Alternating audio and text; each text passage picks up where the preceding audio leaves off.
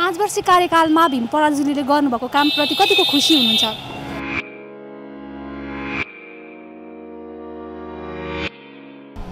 खुसी भन्नाले अब केही काम त गर्नुभएको छ उहाँले, अब तर त्यति खुसी हुनुपर्ने कुरो छैन।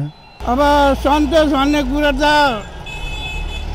सन्तोष सबै कुरा परिपूर्ण त हुँदैन हैन।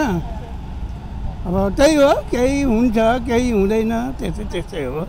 अनि सन्तोषी मिलेको छैन, सन्तोषी मिलेको छैन।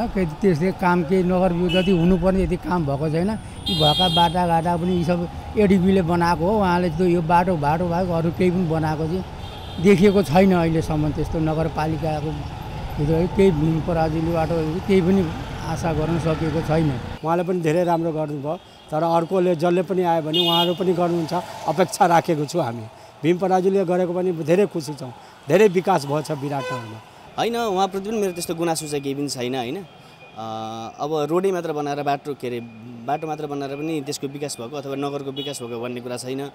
त्योभन्दा अब आउने मेयरले चाहिँ रोजगारीको विषयमा चाहिँ होइन, रोजगारीको विषयमा चाहिँ उहाँहरूले के गर्नुभयो, उहाँहरूको विशेष पहल के रह्यो भन्ने कुरा चाहिँ एकदम इम्पोर्टेन्ट हो जस्तो लाग्छ कि मलाई। 5 वर्षको यानि अवधिमा पराजुलीले काम त केही गरेको छैन। यो रोड त अर्कै विदेशले बनाएको छ, त्यसैको नाम लिएर ऊ भन्छ म विकास गरेको छु, अधुरा विकास जुन बाँकी छ म पुरा गर्छु। तर त्यो गर्नेवाला छैन, त्यो मात्रै कमाउनको लागि आउन चाहिरहेको थियो।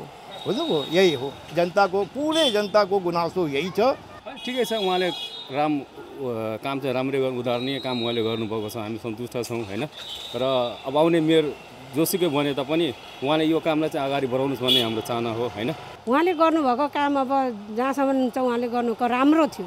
उहाँले जे पनि गर्नुभएको थियो उहाँले गर्नुभएको काम धेरै राम्रो छ, कति राम्रो छ। उहाँले अब भनौँ न जनतासँग नै त थाहा हुन्छ।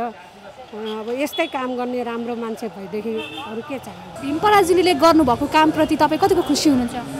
भीम पराजुलीजीले गरेका कामप्रति केही कामहरू हुन त उहाँ आउनुभन्दा अगाडि योजनाहरू तय भइसकेका थिए, तथापि त्यो योजनालाई अगाडि बढाएर गर्नुभएकामा यी बाटोघाटा आदि कुराहरूमा अब सन्तुष्टै छौँ।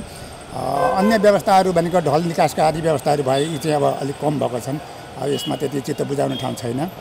बाँकी अरू काममा उहाँले गरेका काममा केही अहिलेसम्म भन्नुपर्दा 25% कामहरू उहाँले गरेका राम्रै मान्नुपर्छ। बाँकी अरू कामहरू गर्न बाँकी छ। खुसी नै थियौँ हामी, यहाँ हाम्रै घरको छेउ हो, राम्रै थियो। जस राम्रै गर्नुभएको छ, राम्रै गर्नुभएको छ।